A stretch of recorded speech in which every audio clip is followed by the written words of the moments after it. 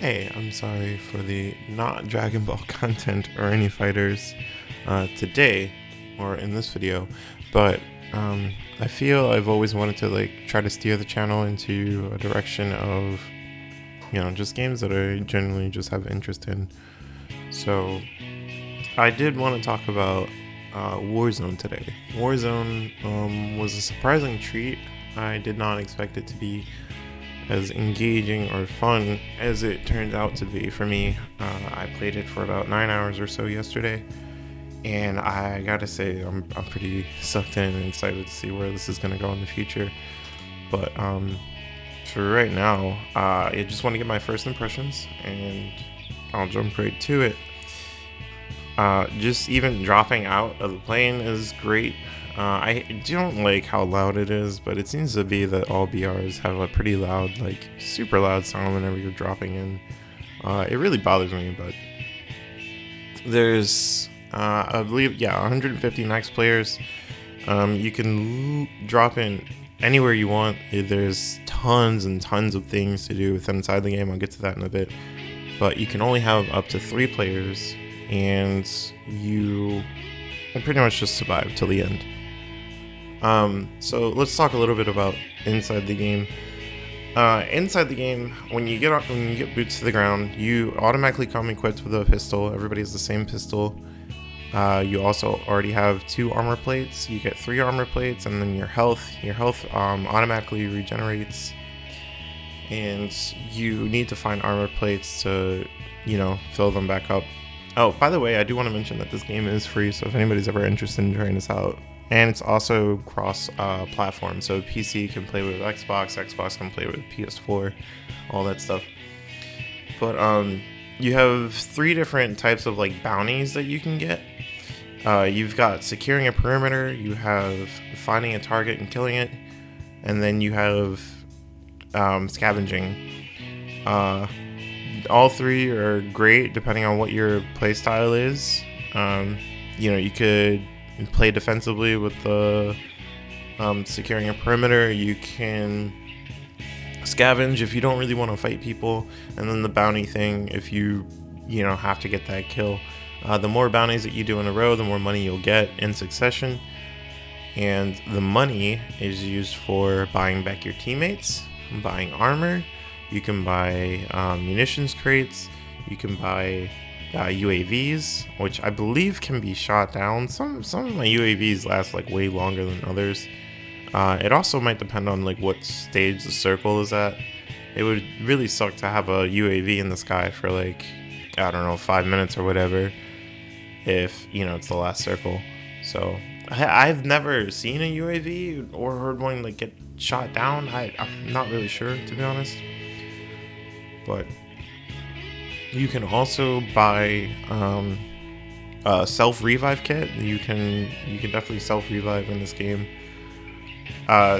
Different airstrikes. This is a plethora of stuff to buy in the game, and it makes it really interesting and definitely allows for different ways of playstyles. So the circles I feel moving kind of slow.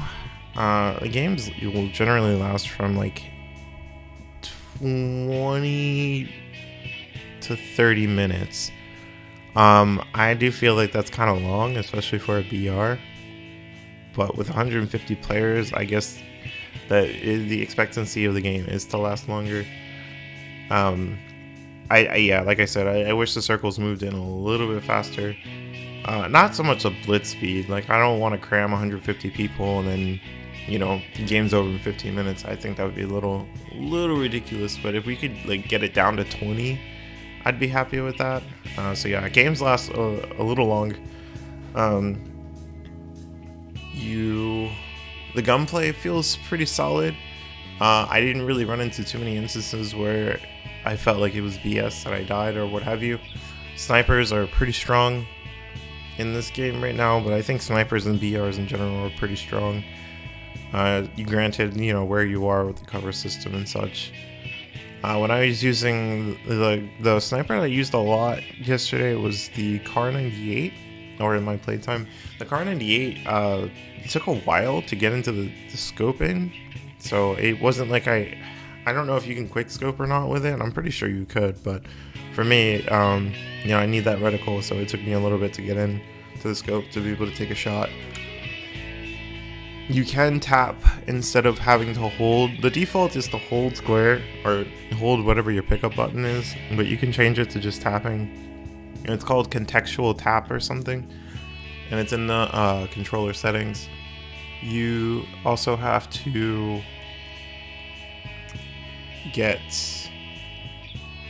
$4,500 to revive. It's kind of a lot of money. It's no small amount.